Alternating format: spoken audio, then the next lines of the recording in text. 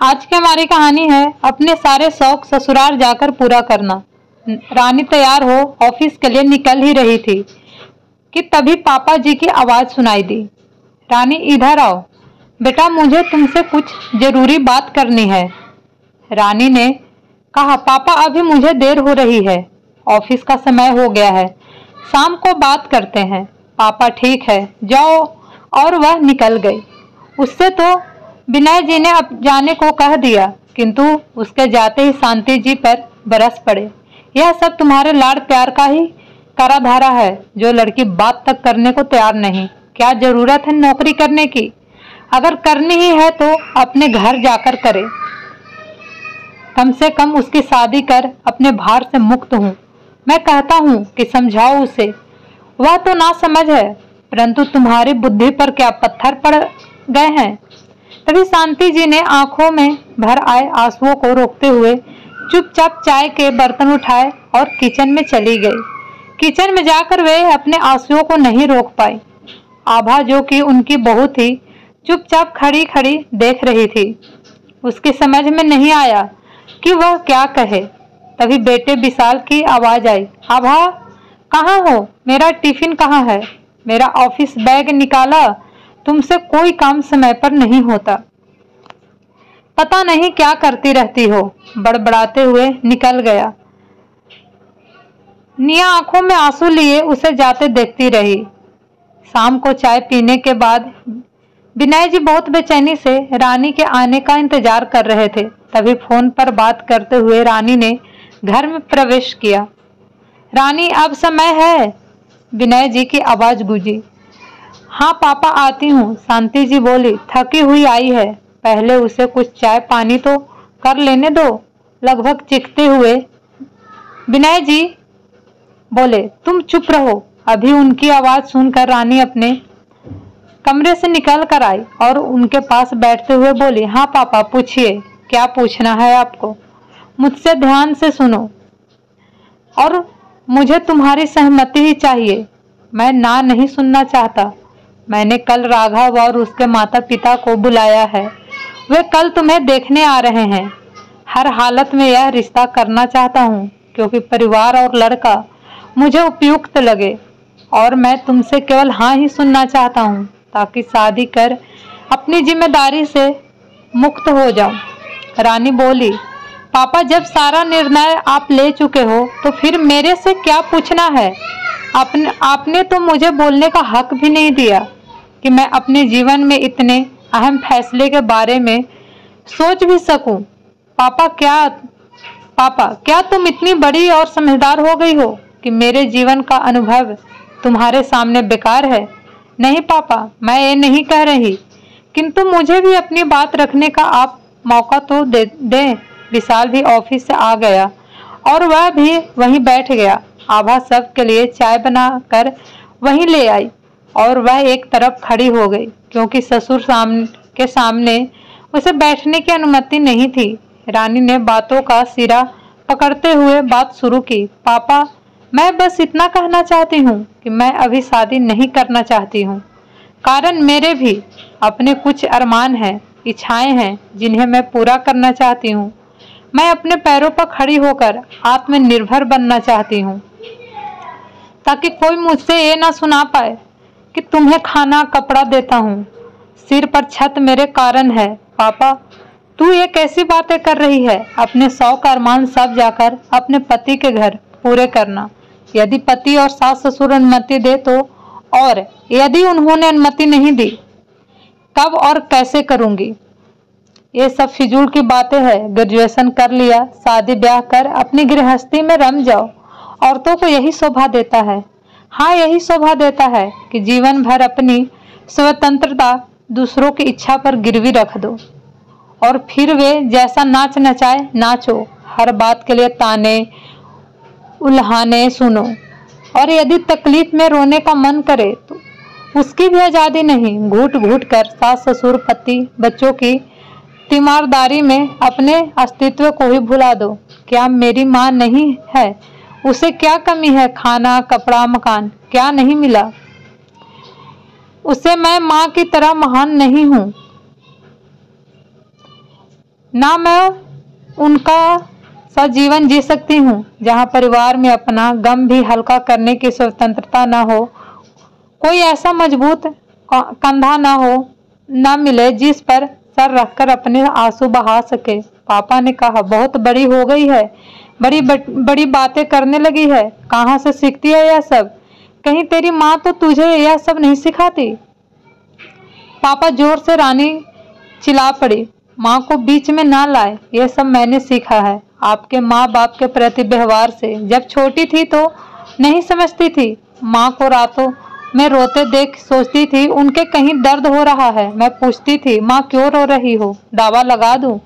तब मेरी माँ बाल सुलभ बातें सुनकर हंस पड़ती, आंखों में आंसू, होठों पर मुस्कान, यही थी उनकी पहचान। फिर जैसे जैसे मैं बड़ी होती गई, कुछ कुछ बातें मेरी समझ में आने लगी। मैं देखती थी कि माँ सुबह देर रात तक काम में लगी रहती, फिर भी कोई उनसे यह तक नहीं पूछता उन्होंने खाना खाया है या नहीं, उन्हें कोई तकलीफ है क्या? दादी, दादू, चाचू, बुआ और आप भी सब उन पर सवार रहते थे कि यह नहीं किया, वह नहीं किया, हर समय जली कटी सुनाना, ताने उल्हाने मारना, नानू के घर को लेकर उन्हें उल्टा सीधा बोलना। और अब जब मैं पूरी तरह सब समझ गई हूँ तो कम से कम मैं तो ऐसा जीवन नहीं चाहूंगी।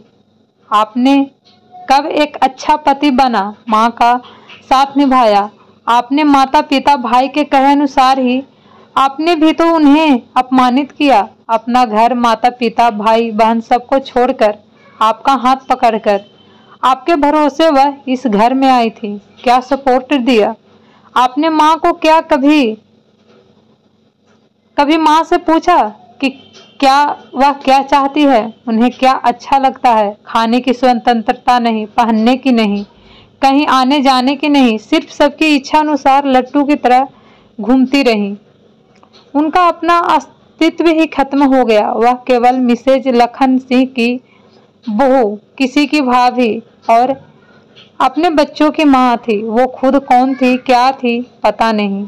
अब पापा कुछ संपत्ति स्वर में बोले, तू कब से इतना सब सोच रही है? मैंने जब से होश संभाला है माँ को रोते ही देखा है। याद है आपको एक बार जब नानी की तबीयत खराब थी,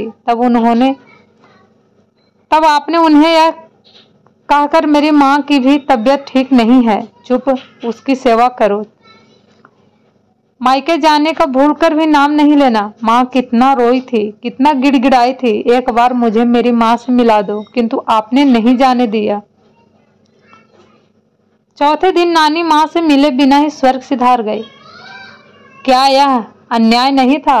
वे पत्नी है आपकी, बंधुआ मजदूर नहीं जो उनके जाने से काम की परेशानी होगी, इस कारण तो अपनों से भी नहीं मिल सकती। मुझे याद है माँ नानी का फोटो देख देख कर चुपके चुपके रोती रहती थी। कोई उन्हें संतावना भी देने वाला नहीं था इस घर में। पापा, सब कुछ मैंने देखा है। आपको याद नहीं होगा कि एक बार जब चाचू अपने परिवार के साथ आए थे तो आप कितनी चीजें बाजार से लाए थे, माँ से कैसे उनकी खातिरदारी करवाई थी। घंटों वे रसोई में ना जाने क्या क्या बनाती रहती थी।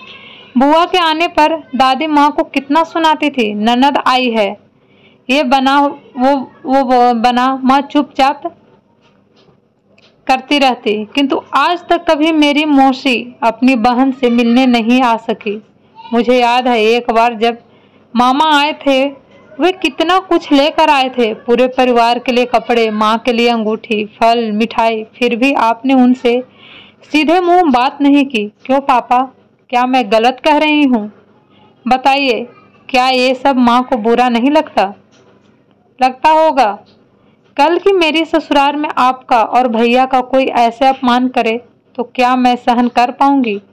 पापा, आपके माँ के प्रतिहार ने ही मुझे यह सब सिखा दिया। आपके व्यवहार की जो छाप मेरे बालपन पर चढ़ी है वह इतनी पक्की है कि ससुराल से, शादी से और पति नाम से, जीव से ही मुझे डर लगता है। इसलिए मैं शादी न करके स्वतंत्र रहना चाहती हूँ। आज बेटी की बात सुनकर विनय जी निरुत्तर थे। वह कहीं भी कुछ भी गलत नहीं बोल रही थी। आज वे अपने व्यवहार के लिए शर्मिंदा थे। फिर भी वे अपनी बेटी को समझाते हुए बोले, बेटा, जैसे 5 उंगलियां बराबर नहीं होती, वैसे ही हर ससुराल और पति भी एक जैसे नहीं होते। फिर हमारा जमाना और था, अब नई पीढ़ी में बदलाव आ गया है। नई पीढ़ी के बच्चे अपनी पत्नी का ध्यान अच्छे से रखते हैं, तू चिंता मत कर।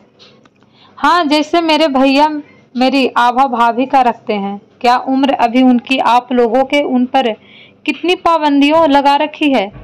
साड़ी पहनो, सिर ढको, कोई और ड्रेस का तो सोचना ही नहीं। कोई पूछता है कि उन्हें क्या खाना पसंद है, कहाँ आना जाना चाहती हैं, वो जीवन में क्या शौक रखती हैं, क्या करना चाहती हैं। भैया ने कभी जानने की कोशिश की?